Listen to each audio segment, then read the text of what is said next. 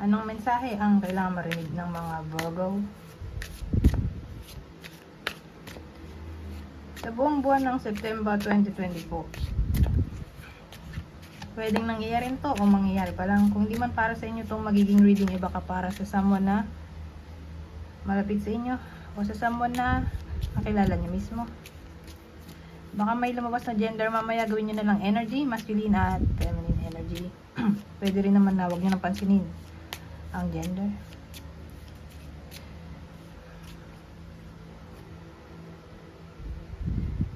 Hindi ko alam kung anong reading ang lalabas. Kung positive ba o negative. Depende sa kung anong ma-pick up ko na energy.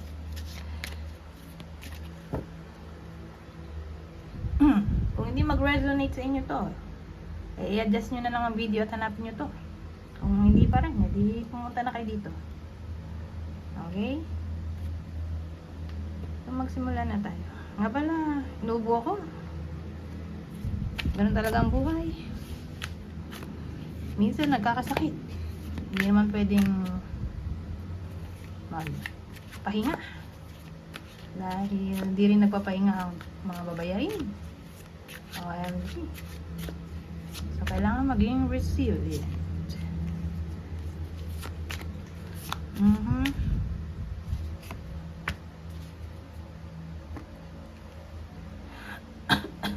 Excuse me.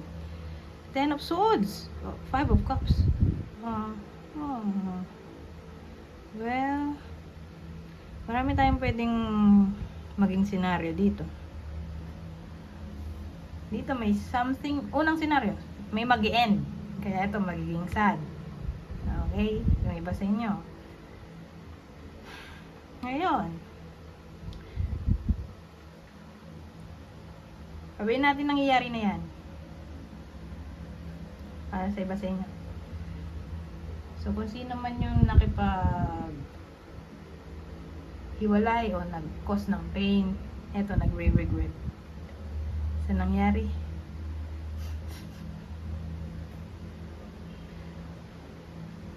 O pwedeng nasa process na ng healing. Okay?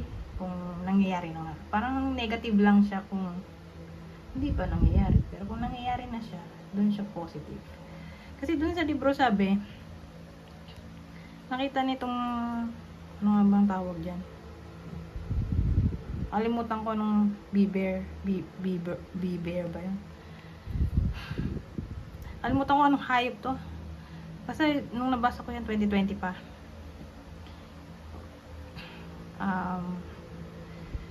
Nakita niya yung friend niya na yun nga, duguan, lifeless na. So dahil di na niya mababalik yung buhay noon, ano siya magagawa? So napunta na lang siya sa dagat para makuha ang healing. Ayun, nag-move on na siya, punta na lang siya sa dagat kasi wala na siya magagawa, patay na eh.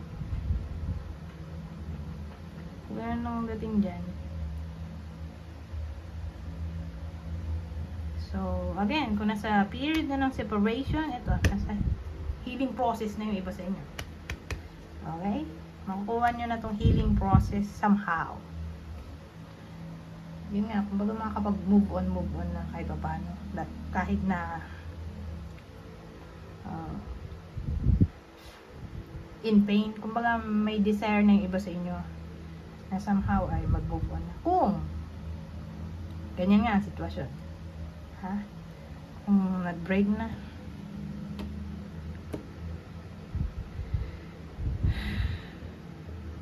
Pero kung sino man yung nag-cause ng pain dito, betrayal, nagre-regret na yon. Okay? Kung cheating man ang ginawa sa inyo.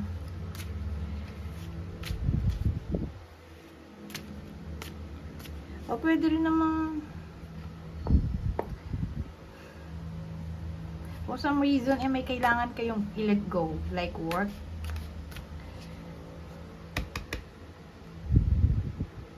Na yun nga, wala na kayong ibang choice kundi mag-move on na lang, gano'n.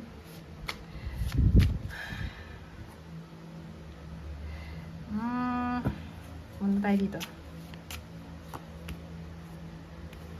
Wow. Bakit naman ganon? Well, financial issue kasi to. O bisyo. Doon ko lang naisip yung financial issue sa bisyo, addiction, mga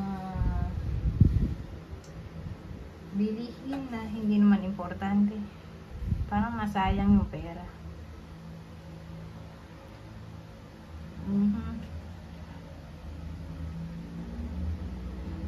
O para bang lagi na lang nasa party yung iba sa inyo. Club, lagi nagiinom. Baka magkasakit kung ganun ang sitwasyon. Malaki chance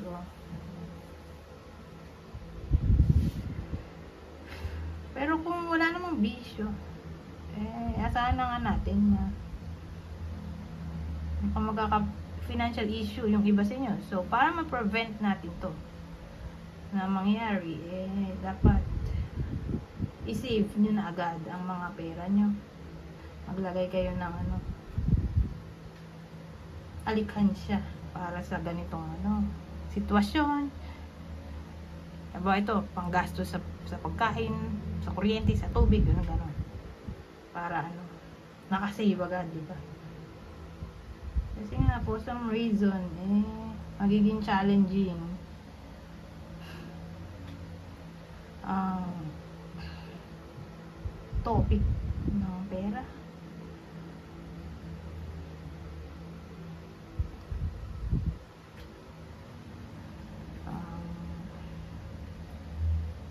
Ano pa bang mabubuo natin dito?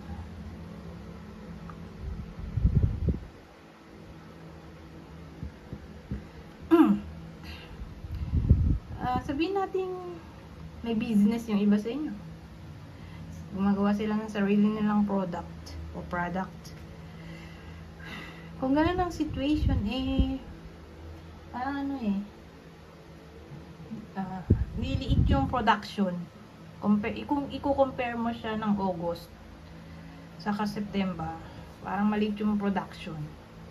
Nakakailanganin ng iba sa inyo na may business nga ng karagdagang manpower. Para lang ma-meet yung target number ng product o material.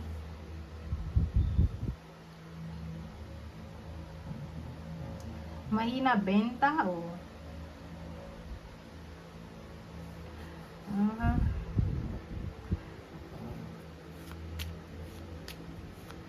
medyo mahina benta dito matumal ba't kaya? Basta ganun, medyo matumal kasi pangit ng combination. Pero iniisip ko sa panahon ngayon, bakit kaya? Month na September. Siguro dahil maraming mag-iipon na, di ba? Magsisimula na mag-ipon-ipon ng mga tao para sa mga gastusin, di ba? Pagdating ng December, January, may gastos. Kaya ayan, asahan natin na medyo barat ang mga tao ngayon dahil nag-iipon na nga para sa New Year, Pasko, kung ano-anong babayarin.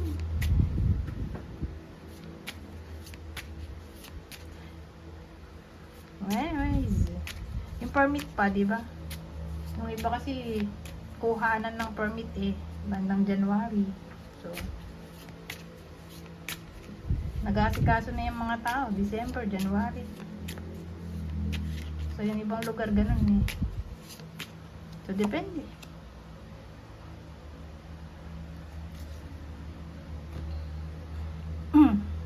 Iba naman sa tax yata.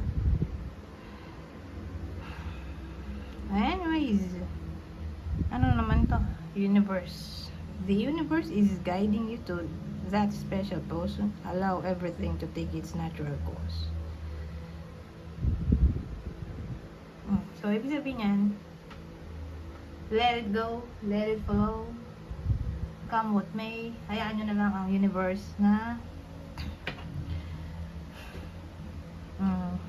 gawin ang dapat niyang gawin. Kasi lahat tayo ay may destiny. Di ba? So, ang mga bagay-bagay para bang nangyayari dahil may reason, at ang reason di pa natin alam kung ano. Sa future malalaman natin, pero again, hayaan na lang natin na ang universe ang kumontrol ng mga bagay-bagay. Okay, ng mga sitwasyon, wala tayong kailangan gawin kundi maghintay. Clarity.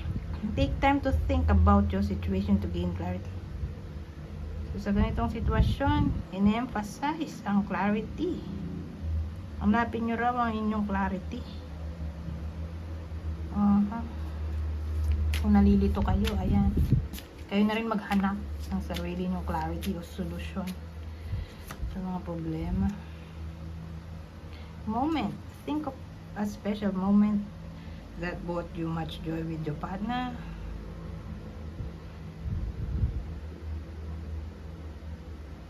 Ano to ano kasi to parang memory, no?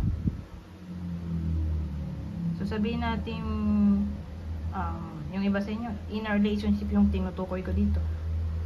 Na para bang wag bumitaw basta-basta sa relasyon at isipin nyo yung mga magagandang nangyari para manghinayang kayo. Para manghinayang kayo na wag muna sirain ang relasyon, di ba? Ganun. Bigyan pa ng chance.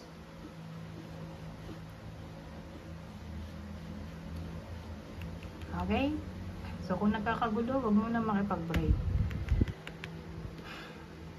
Kaya para sabi dito, maghintay lang.